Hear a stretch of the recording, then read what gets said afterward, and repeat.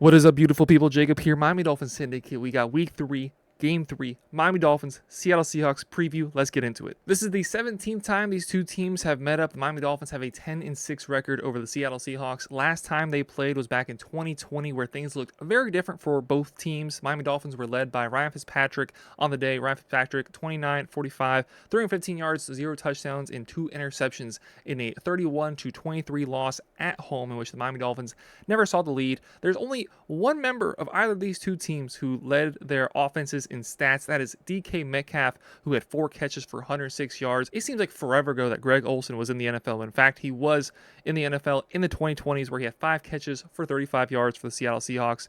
Fitzpatrick was the leading passer and rusher for the Dolphins, 315 yards through the air, 47 yards on the ground, 1 touchdown, 10 catches, 110 yards from Devontae Parker for Ryan Fitzpatrick. Russell Wilson on the other side, much better game, 24-34, 360 yards, 2 touchdowns, and an interception, as Chris Carson led the way on the ground, 80 yards, 2 touchdowns. The Dolphins also lost their last time playing the Seattle Seahawks up in Seattle. That more of a boring of affair, 12-10 was the final score for that one. This is going to be the 12th time that Mike McDaniel has matched up against the Seattle Seahawks. Obviously, coming over from the San Francisco 49ers, they got to see them at least twice a year. There were 2 years where they got to see them twice in the same year because they made the playoffs. But Mike McDaniel was unfortunately 2-9 is in his time with the San Francisco 49ers going against the Seattle Seahawks. Now for the injuries, most of you at home will think the Miami Dolphins have a really bad injury issue, and while that certainly is at least somewhat of the case, the Dolphins have been dealing with injuries all this season so far. The Seattle Seahawks injury report is absolute downright disgusting, which we will get into second. First, we will look at what the Miami Dolphins are dealing with. Only one confirmed out so far, and that is Grant DuBose, who is dealing with a shoulder injury. Miami Dolphins said that it is not going to be a season-ending injury, but if you're just throwing around that term, it might be a while before we see Grant DuBose suit up for the Miami Dolphins again. 2 doubtfuls for the game being Raheem Mostert, Malik Washington, both of which missed the game against the Buffalo Bills. We still yet to see Malik Washington suit up for a regular season game for the Miami Dolphins. Saw him in preseason and then got hurt, so still waiting to see his debut in the regular season. There's a few guys that are on the injury report that had no injury designation going into Sunday. That is Teron Armstead, Liam Eichenberg, Rob Jones, Jalen Phillips, Jeff Wilson, and Calais Campbell, all of which are expected to play. So the Dolphins, with those 3 guys that all but likely are going to miss, one for sure, and Grant DuBose, Raheem, and Malik Washington probably going to miss the game. But otherwise, of course, besides the IRs, most notably Tua, everybody else mostly full, cleanest slate, getting ready for Sunday. Now, when we look at this Seattle Seahawks injury report, completely different story. On Thursday, they had 20 different players on the injury report for a variety of reasons. There was some vet rest in there, and there was some personal in there for being on the injury report and missing practice. However, if I'm not mistaken, each of those, if not all of them, then most of them had another injury lined up with their rest. So 20 guys on the injury report. We're looking at 4 of their linebackers, 3 defensive linemen, 3 offensive linemen, 3 receivers, 3 tight ends, etc. This team is extremely beat up right now. We'll only go over what we're looking at in terms of maybe missing the game, maybe playing. They only have 1 confirmed out as of now. That's Uchenna Nwosu. We may or may not have gotten that one right. You know what? I like to think I got that right. Doubtful, unfortunately. Maybe for some, fortunately, but for me, unfortunately, we're not going to see Jerome Baker. I'd like to see the Dolphins play against their former players, not in terms of oh, we don't need you anymore, chest out type of thing, but it's always fun to see a guy you used to root for line up on the field opposite your team. You obviously hope to still get the W, and especially with a defensive player in Baker, you hope it doesn't come at come as an injury for the Miami Dolphins offensive players, but I wanted to see Jerome Baker out there, see how he's playing for the Seahawks. They are going to be significantly hampered on offense, with Kenneth Walker also being doubtful due to an oblique injury. He had an incredible week 1 where he suffered that oblique injury, I believe, early on in the 4th quarter, late 3rd quarter, something like that. And he is most likely going to be missing the game, as well as one of their tackles, George Fant. Few players questionable: Kevon Wallace, Pharaoh Brown, Mafe, again, that one's more up in the air, and the Laviska Shenaults, all of which are questionable going into the game, but a whole bunch of guys, including DK Metcalf, have had injuries throughout the week, but the rest of those guys that I did not mention, including DK Metcalf, are all expected to play going into Sunday. So who are the Seattle Seahawks? Seattle Seahawks, obviously from the NFC West, a team that the Dolphins don't get to see too often. Just 2 times that we've played each other since 2016, one on road, one at home. A battle of the Mike McDaniel, Mike McDonald of the Seattle Seahawks, McDonald previously of the Baltimore Ravens, defensive coordinator, some ties with Anthony Weaver as they both last offseason have moved away from the Baltimore Ravens defensive coaching staff. The DC and McDonald defensive line coach was Anthony Weaver, so some familiarity there between McDonald and Weaver. They also bring over Ryan Grubb, who is the OC for University of Washington, and we saw how incredible that offense looked last year with Grubb, as well as Michael Penix now on the Atlanta Falcons, Jalen Polk over with the Patriots, Roma Dunze now with the Chicago Bears. There's a lot of talent from that team, which has now transferred over to the NFL, and they've looked good so far just in terms of the assets that Ryan Grubb has brought, the intelligence that he's brought, and be able to run his offense now with the Seattle Seahawks. 2-0 through the first 2 games, victories over the Broncos and the New England Patriots, 26-20 over the Broncos, and an overtime victory over the Patriots, which they won 23-20. They're currently atop the NFC South through 2 games, 9th best scoring offense in the NFL, 12th in points allowed on defense. So getting it done on both sides of the ball, even though they haven't necessarily played the strongest of competition. A rookie quarterback in Bo Nix and Jacoby Brissett, somebody who's just a bridge quarterback for a rookie of their own, which we got to see their debut on Thursday Night Football with the New England Patriots. So they've played well so far. They've won their games, and old adage, you can only play who's in front of you. But it is something to note that they haven't played the best of competition so far. So we'll take a look at their defense first. They've allowed the 2nd fewest passing yards in the NFL. Again, it is against quarterbacks Bo Nix and Jacoby Brissett, but they do have a very strong secondary with pieces such as Devon Witherspoon, Tariq Woolen, Julian Love, a very young secondary, all those 26 or younger. They've only allowed 1 passing touchdown in those first 2 weeks for Bo Nix and Jacoby Brissett. However, there is a bit of a leak when it comes to the rushing attack and the rushing numbers that they have allowed primarily last week against the Patriots. They've allowed the 21st most rushing yards in the league, and last week Antonio Gibson, Ramondre Stevenson absolutely ate them up. Gibson 96 yards on the ground, a long 45-yard gain, and then Ramondre Stevenson 81 yards, 1 touchdown.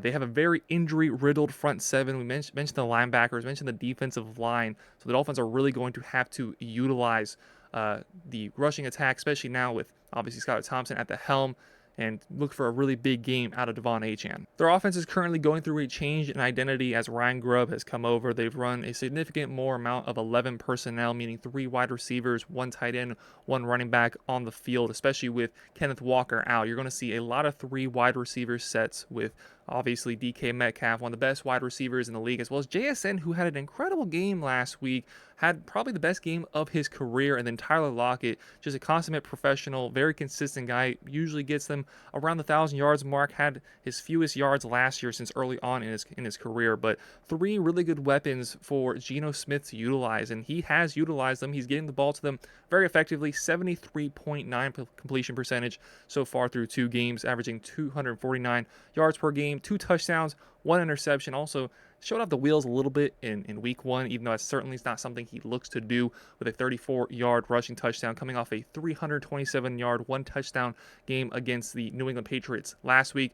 They've thrown the ball the 10th most times in the NFL, which for a Seattle Seahawks team, especially led by Geno Smith, is not something that we saw last year under Pete Carroll and the offensive scheme that they had going on there. They've transitioned to more of a air raid attack, 17th most rushing attempts in the league, which it would certainly be higher if Kenneth Walker was healthy. 21 carries week 1, 8 carries from Zach Charbonnet also in week 1, so over 30 rushing attempts in week 1, which certainly came down. 14 carries for Zach Charbonnet, the leading running back for the Seattle Seahawks last week. But they are looking to transition to pass the ball a lot more. That is Ryan Grubb's strength for coming over from the University of Washington. My X factor for the Seattle Seahawks, I'm going to have him as Jackson Smith and Jigba. We know the effect that DK Metcalf has on this offense. Zach Charbonnet is going to have to pick up a very strong workload again this week, and Geno Smith is going to have to effectively get the ball to his targets in his biggest target, which could change the tie of the game, is going to be Jackson Smith-Njigba, who had an incredible 12-catch, 117-yard game last week, coming off just a 2-catch, 19-yard appearance in week 1. He's certainly the slot guy for the Seattle Seahawks team. You look at his average depth of target, and it is going to be below 5 yards. He's getting a lot of passes around the line of scrimmage, a lot of wide receiver screens, a lot of bubble screens, a lot of quick action just to move the chains, get them down the field. They do struggle in the red zone, and especially with Kenneth Walker out, and he is not a traditional red zone target for the Seattle Seahawks. Certainly prefer to get him the ball over the middle of the field, close to the line of scrimmage.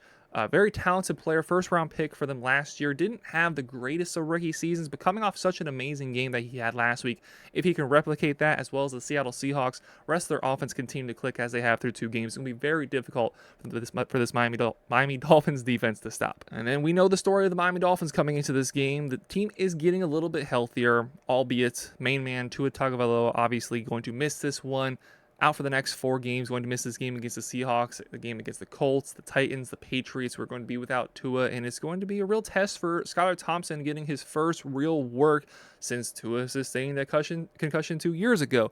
Skylar Thompson did good enough to get us into the playoffs and did good enough to keep us in that game against the Buffalo Bills, where we had an opportunity to tie, maybe win the game against the Bills on the final drive of the game. Obviously didn't go the Dolphins' way. And this Dolphins offense is going to look different than it did with Tua. It's a timing offense that it relies so heavily on the quarterback and wide receiver being in sync in a very specific spot of the field when the ball is released out of the hand of Tua. We saw the interceptions come against the Buffalo Bills, one of which specifically with Robbie Anderson, who is no longer on the team as the Dolphins have released him. Just a little bit of a difference in what Tua is expecting, a little bit difference in the route, and this timing offense means so much. And Skylar Thompson does not have the accuracy, does not have the precision passing that we do have with Tua. Weapons are still there. You still have Tyreek Hill. You still have Devon Anan. You still have Jalen Waddle. However, there are expectations of being in specific spots. They're not going to quite get the balls that they would be getting from Tua. So this offense, I imagine to be a lot more vanilla compared to what we're used to with the Dolphins.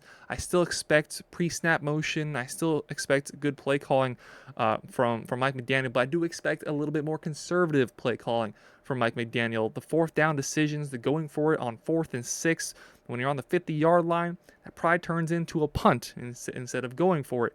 The risks that usually are taking this offense, the free flow nature that we see in a Mike McDaniel offense, it's not going to be as pretty. Being without Tua, being out without Raheem Mostert again, Jeff Wilson on the injury list. So you're dealing with your 3 best weapons. Cross your fingers they stay healthy, and cross your fingers that Skylar Thompson is just going to be able to deliver the ball good enough in this offense. My X factor for the Miami Dolphins is Devon Anan, with how this Seattle Seahawks team looked last week against the New England Patriots. Ramondre Stevenson and Antonio Gibson having really good games. Devon Anan is going to have to produce, and he's going to have to produce meaningful touches. Last week, for your fantasy football teams, Devon Anan was incredible. But a lot of Devon Achan's touches this year haven't led to a lot. They've picked up the smaller plays, picked up 5 to 10 yards at a time, had the one big play early on in the game against the Jaguars. It's been the opposite from what we saw from him last year, where he was a home run hitter. Every play could be taken to the house, and he still has that ability to do so, but we're not seeing the big plays quite yet for Devon Anan.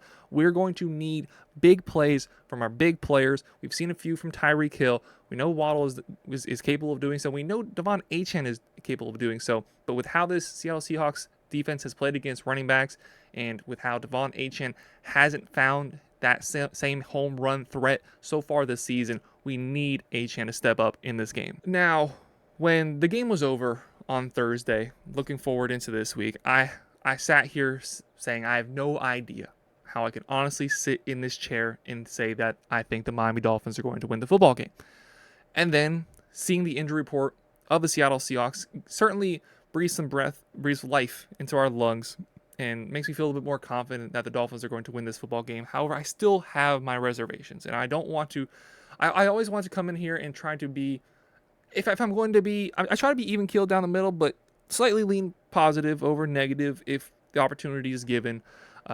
And there's certainly positivity to be found in the fact that Seattle Seahawks are a very beat up football team. That front seven riddled with injuries, linebacking core, defensive line, even though a lot of them are likely to play, they're going into the game not at 100%. The Dolphins certainly aren't going into the game 100% either. This is a game to show off your abilities for Skylar Thompson, because going forward after this week, I imagine Tyler Huntley will be, at the very least, enough caught up with the offense to be given the keys if Skylar Thompson doesn't do good enough. Game's on the shoulders of Skylar Thompson. Go out and win it. You're the quarterback for next week, and rinse and repeat until Tua comes back. If Skylar Thompson walks out there and wins, you just keep getting that job week after week. If we drop this one, there certainly will be questions to be had coming into the next week. I'm still not very confident in a Dolphins victory, but screw it. I'm going to go with a Miami Dolphins 17-14 win. Not a fireworks show, not very exciting. I think we're going to rely a lot on the defense. Some of the more cautious play calling will likely help out the defense. So many times last week against the Bills, how many times in that first half did the Bills get the ball around midfield? Sometimes better, sometimes a little worse, where the defense had such a short field to work with behind them, and the Bills capitalized each and every time. So slightly more reserve play calling, trying to turn down the interceptions, not set up the Seahawks in great field position. I think the defense is going to be so strong and important for this game. Jalen Ramsey taking on DK Metcalf, need to get some disruption in the backfield, as Geno Smith has just been able to dot around the field, 74% completion percentage so far this season. So I think it's going to be a big defensive game for the Dolphins, with a couple big plays in there from Tyreek Hill, Jalen Waddle, and Devon Anan to take this down 17-14. Dolphins move back above 500. Let me know your score predictions down below. Let me know where you're going to be watching the game from on Sunday. Let me know how concerned are you about this team with Skylar Thompson. Let us know all your thoughts down below in the comments. While down there, hit that like button. Hit that sub button. Appreciate y'all very, very much for watching. Have a great rest of your day. Go Dolphins.